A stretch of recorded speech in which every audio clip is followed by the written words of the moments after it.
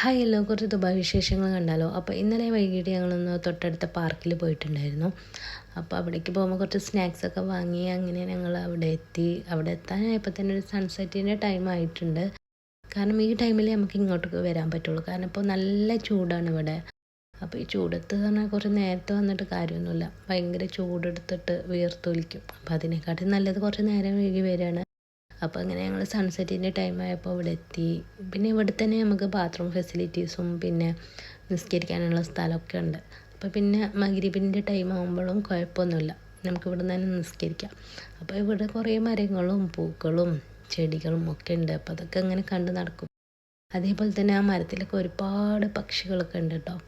അപ്പോൾ അതിൻ്റെയൊക്കെ സൗണ്ട് കേട്ട് നടക്കാൻ തന്നെ നല്ല രസമാണ്. ഈ ചെടി ഏതാ മനസ്സിലായോ? ഇത് നമ്മുടെ നാട്ടിലെ ശവനാറിപ്പൂവ്. ഇതിന് വേറെ പേരുണ്ടോയെന്ന് അറിയില്ല. ഇതിൻ്റെ വൈറ്റും പിങ്കും ഇവിടെ ഉണ്ട്.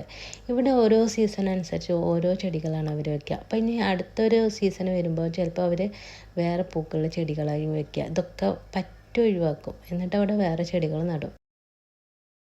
അങ്ങനെ കുറേ നേരം പൂക്കളും ചെടികളും നല്ല സൺസെറ്റൊക്കെ കണ്ട് ഇങ്ങനെ നടക്കുകയാണ്. അപ്പോൾ ഇതാണ് ഇവിടുത്തെ പാർക്ക്.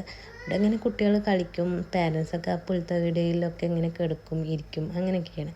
അപ്പോൾ ഞങ്ങൾ വരുമ്പം കൊണ്ടുവന്ന കുറച്ച് സ്നാക്സൊക്കെ ഉണ്ടായിരുന്നു. അപ്പോൾ അതൊക്കെ കഴിച്ചു. അതിൻ്റെ ശേഷം ഞാനിവിടെ മെയിനായിട്ട് വരുന്നത് കുറച്ച് നടക്കാനാട്ടോ. അപ്പോൾ കുട്ടികളെ അവിടെ ആക്കിയതിൻ്റെ ശേഷം കുറേ ഇങ്ങനെ നടക്കും.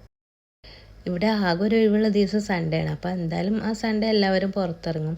പിന്നെ നമ്മളെ നാട്ടിലത്തെ പോലെ അയൽവാസിയിൽ പോവുക, വിരുന്നിന് പോവുക, കല്യാണത്തിന് പോവുക, അങ്ങനത്തെ പരിപാടിയൊന്നും ഇവിടെ ഇല്ലല്ലോ.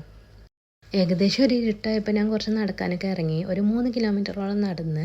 കാരണം ഈ പാർക്ക് ഒന്ന് ചുറ്റി വരുമ്പോൾ തന്നെ 1 കിലോമീറ്റർ ആവും. അപ്പോൾ അങ്ങനെ ഒരു 3 കിലോമീറ്റർ നടന്ന്. അപ്പോൾ പോണ വഴിക്ക് ഒരുപാട് മുല്ലപ്പൂക്കളൊക്കെ ഉണ്ടായിരുന്നു. അപ്പോൾ അതൊക്കെ പറിച്ച് നല്ല സ്മെല്ലായിരുന്നു കേട്ടോ. അപ്പോൾ ഞാൻ കുറച്ച് പറിച്ച് കയ്യിലൊക്കെ വെച്ചിട്ടുണ്ട്. അങ്ങനെ അവിടുന്ന് ഞങ്ങളൊരു 9 മണിക്ക് ഇറങ്ങി. അപ്പോൾ ദുബായിലെ കുഞ്ഞു വിശേഷങ്ങളായിട്ട് വീണ്ടും കാണാം.